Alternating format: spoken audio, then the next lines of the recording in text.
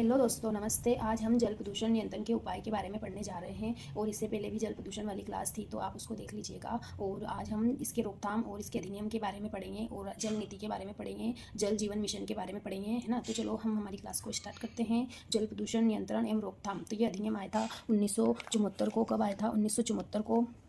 इसके अंतर्गत केंद्रीय प्रदूषण नियंत्रण बोर्ड की स्थापना की गई। किसकी स्थापना की गई इसके अंतर्गत? केंद्रीय प्रदूषण नियंत्रण बोर्ड की, है ना।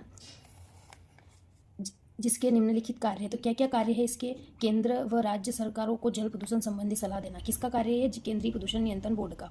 क्या काम है? केंद्र और राज्य की सरकार को क्या करना? जल प्रदूषण के संबंध में उनको सलाह देना और राज्य प्रदूषण नियंत्रण बोर्डों में समन्वय बनाना, है ना। राज्य प्रदूषण नियंत्रण बोर्डों में क्या करना? समन्वय बनाना, जल प्रदूषण का मानक तय करना और जल प्रदूषण से संबंधित सूचनाओं तथा आंकड़ों को एकत्रित कर प्रकाशित करना, है ना। जल प्रदूषण से संबंधित जो भी सूचनाएं हैं और आंकड़े हैं उनको इकट्ठा करना और उनको क्या करना? प्रकाशित करना। तो इसमें आपको ये याद रखना है कि जल प्रदूषण नियंत्रण अधिनियम कब? 1974 को आया था और ये केंद्रीय प्रदूषण नियंत्रण बोर्ड है। तो इसका कार्य क्या है? केंद्र व राज्य सरकार को जल प्रदूषण संबंधी सलाह देना, है ना। ये इसका कार्य है केंद्रीय प्रदूषण नियंत्रण बोर्ड का। और ये 1974 में पारित हुआ था। और अब इसके आगे देखते हैं हम। राष्ट्रीय जल नीति कब? 2012। तो 2012 में यह कौन सी तीसरी जल नीति थी? 2012 वाली तीसरी जल नीति है ना। और इसके अंतर्गत इससे पहले मतलब 1987 में आई थी और उसके बाद 2002 में राष्ट्रीय जल नीति आई थी। और राष्ट्रीय जल नीति की घोषणा की जा चुकी थी। कब की जा चुकी थी? सबसे पहली बार 1987, फिर 2002 और फिर 2012, है ना। तो ये तीनों याद रखना आपको कि फर्स्ट में 1987, 2002 और 2012 ये तीनों जल नीति आई थी। कब आई थी? पहली 1987, 2002 दूसरी और तीसरी 2012। उसके बाद जल जीवन मिशन। तो ये मिशन क्या है इसके बारे में देखते हैं। ये जल जीवन मिशन जल शक्ति मंत्रालय द्वारा, है ना। किसके द्वारा? जल शक्ति मंत्रालय द्वारा वर्ष कब? 2024 तक सभी ग्रामीण परिवारों को हर घर पाइप जल आपूर्ति सुनिश्चित करने का लक्ष्य रखा गया था, है ना। तो इसका जल जीवन का मिशन क्या था कि 2024 तक सभी गाँव में क्या पाइप से जल की आपूर्ति सुनिश्चित करने का लक्ष्य रखा गया था। और ये है किसका कार्य था? जल शक्ति मंत्रालय का, है ना। तो ये आपको समझ में आया होगा। इसके बाद हम ये हमारा जल प्रदूषण वाला टॉपिक खत्म हो चुका है। अब हम वायु प्रदूषण के बारे में पढ़ेंगे, तो आप बने रहे, है ना। चलो तो वायु प्रदूषण कैसे होता है ना। ये जब वायुमंडल में प्रदूषकों की मात्रा इतनी अधिक हो जाए जिससे जीवों पर नकारात्मक प्रभाव पड़ता है ना। जिससे जीवों पे क्या होता है? नकारात्मक प्रभाव पड़ता है। यह वायु प्रदूषण कहलाता है ना। वायु प्रदूषण कैसे होता है कि इतनी ज़्यादा मात्रा में क्या होता है? प्रदूषक का होना, है ना। इससे क्या होता है? जीवों पे क्या होता है? नकारात्मक प्रभाव पड़ता है। उसी को कहते हैं वायु प्रदूषण। उत्पत्ति के आधार पर वायु प्रदूषण को निम्नलिखित दो भागों में विभाजित किया है। उत्पत्ति के आधार पर वायु प्रदूषण को कितने भागों में विभाजित किया गया? दो भागों में। नंबर 1 है प्राकृतिक प्रदूषक। जो नेचुरल है उनके बारे में देखते हैं। ये प्रदूषक प्राकृतिक घटनाओं के कारण जो प्राकृतिक नेचुरल उत्पन्न होते हैं उन्हें बोलते हैं हम प्राकृतिक प्रदूषक, है ना। तो कौन कौन से होते हैं प्राकृतिक? तो उदाहरण देखते हैं। ज्वालामुखी का विस्फोट होना, उससे उत्पन्न SO2, H2S, वन की आग से उत्पन्न CO और तथा CO2 एवं राख, पेड़ पौधों की दैहिक क्रिया से उत्पन्न NH3 तथा NO2, CH4, जैविक पदार्थों के सड़ने से निकलने वाली SO2, NOx गैसें आदि, है ना। तो ये सब क्या है? नेचुरल है। तो इससे क्या होता है? प्राकृतिक प्रदूषण होता है। और मानव जनित क्या होता है? तो ये प्रदूषक जो प्रत्यक्ष या परोक्ष रूप से मानव द्वारा उत्पन्न होते हैं ना।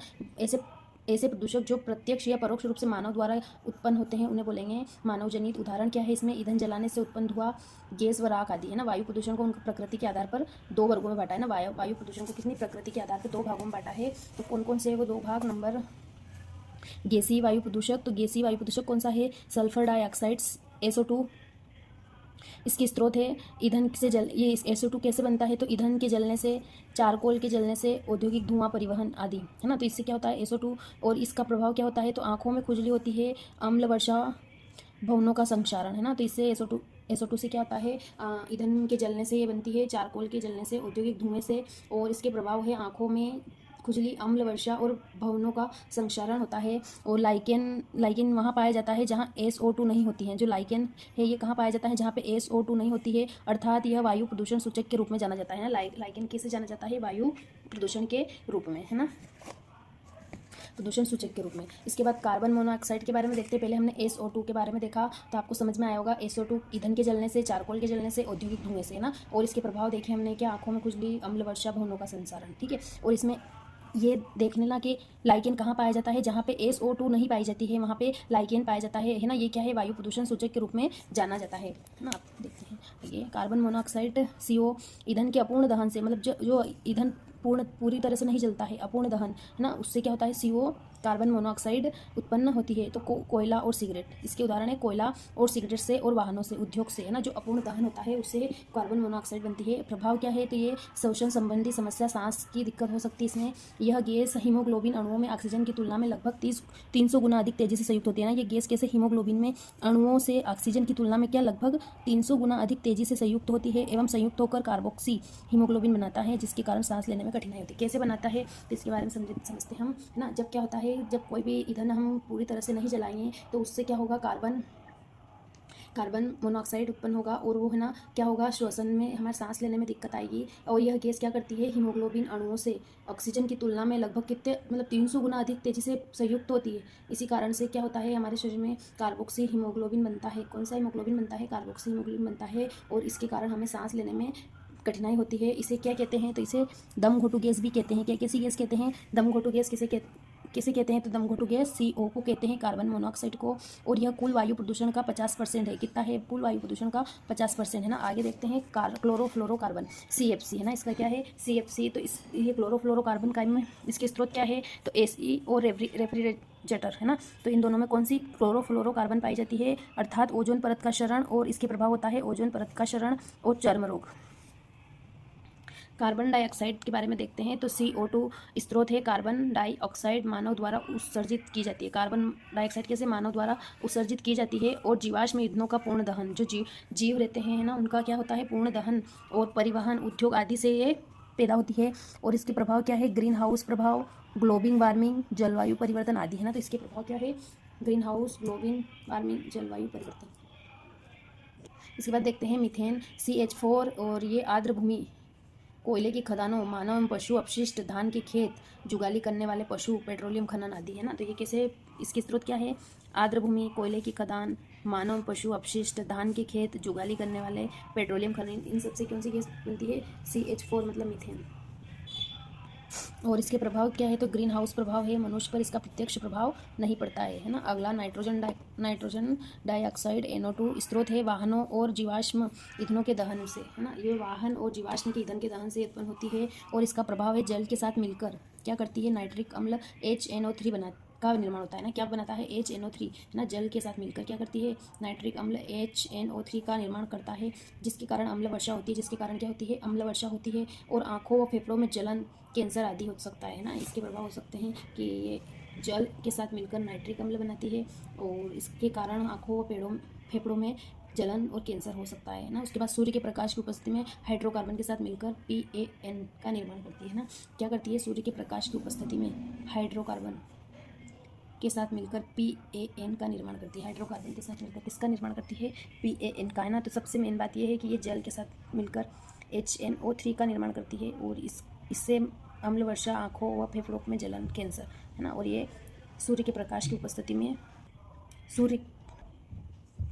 इसके बाद ओजोन के बारे में पढ़ेंगे, तो ओजोन, वाहन, उद्योग आदि प्रभाव, त्वचा संबंधी समस्या।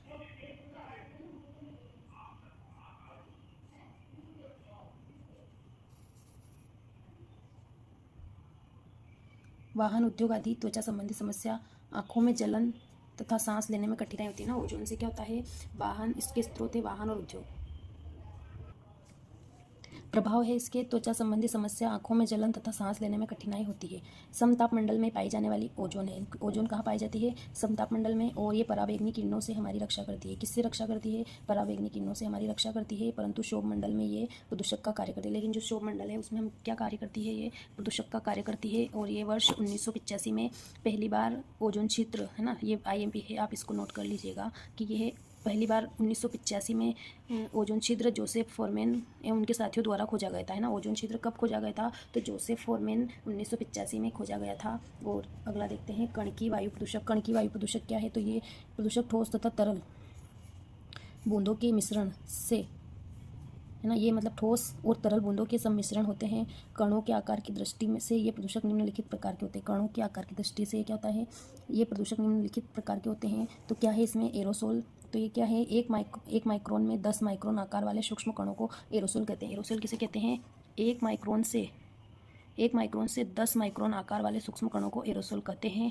यह वायु में ठोस अथवा द्रव का कोलाइडी विलयन, इसका उत्सर्जन कारखानों, ताप विद्युत घरों, वाहनों तथा कृषि कार्य में होता है ना। यह 1 माइक्रोन में 10 माइक्रोन आकार वाले सूक्ष्म कणों को एरोसोल कहते हैं। यह वायु में क्या होता है, ठोस अथवा द्रव का कोलाइडी विलयन है। इसका उत्सर्जन कहाँ, कारखानों तथा ताप विद्युत घरों, वाहनों तथा कृषि कार्य में होता है। और यह प्रत्यक्ष या अप्रत्यक्ष रूप से कहाँ पाया जाता है, इसका उपयोग कहाँ होता है, कारखानों, घरों, वाहनों और कृषि कार्य में होता है। यह प्रत्यक्ष या अप्रत्यक्ष रूप से जलवायु को प्रभावित करता है। एरोसोल क्या करता है कि ये प्रत्यक्ष रूप से जलवायु को प्रभावित करता है और ये हानिकारक रेडिएशन को ग्रहण करता है। ये क्या करता है, हानिकारक रेडिएशन को ग्रहण करता है। ये विकिरण के परावर्तन को बढ़ाकर एलिबिडो में वृद्धि करता है ना। ये क्या करता है, विकिरण के परावर्तन को बढ़ाकर एलिबिडो में वृद्धि करता है। एरोसोल आकार में एरोसोल के छोटे कणों को धूम्रकालिक या वाष्पयुक्त धूम्र कहते हैं ना। तो धूम्रकालिक किसे कहते हैं, तो एरोसोल के छोटे कणों को, और ये वायुयुक्त धूम्र कहते हैं ना। तो ये एरोसोल के बारे में जानकारी कैसी लगी आपको।